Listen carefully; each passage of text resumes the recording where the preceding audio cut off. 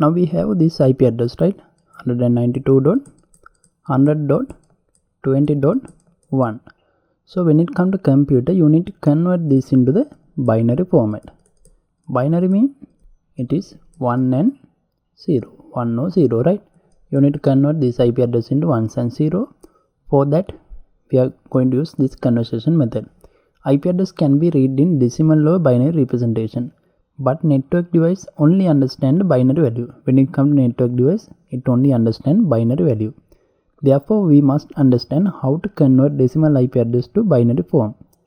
Remember that IPv4 address are typically written in decimal digit format as an 8-bit field. When it comes to IPv4 address, that means IP address like this, we are writing using decimal number, right? So each 8-bit field called an octet, but you can convert this field into an octet, right? So this each separation content are called octet. An octet is represented by 8-bit field. So an octet is 1 byte, that means 8-bit. So a decimal number is a base 10 numbering system with which most of us are familiar. You know, from 0 to 9 we have decimal numbers basically, right? So when it comes to binary number, it is 0 and 1, 1 or 0.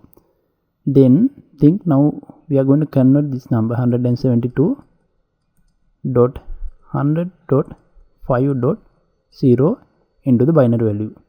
So for this we are going to find the binary representation of each and every bit. For example, we have 8 bit, 4, 5, 6, 7, 8 bit, right? So first one means 2 to the power 0, 2 to the power 1, 2 to the power 2, 3, 4, 5, 6 and 7. 2 to the power 0 means 1, 2 to the power 1 means 2, 4, 8, then now we have 16, 32, 64 and 128. Now I am going to convert this 172, that means, so when you take 172 number, we have 128. So when you minus 128 from this one, you will get the remaining value 172 minus 128. So it will be 4, 6 minus 2, it will be 4, right? So remaining is 44.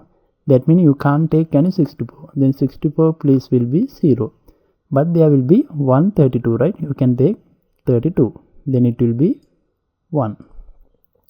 Again, if you minus 32 from this one, remaining will be 12.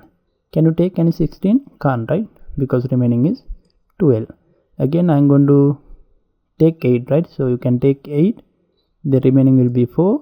That means you can take 4 also. Now remaining is 0. There is no 2. There is no 1.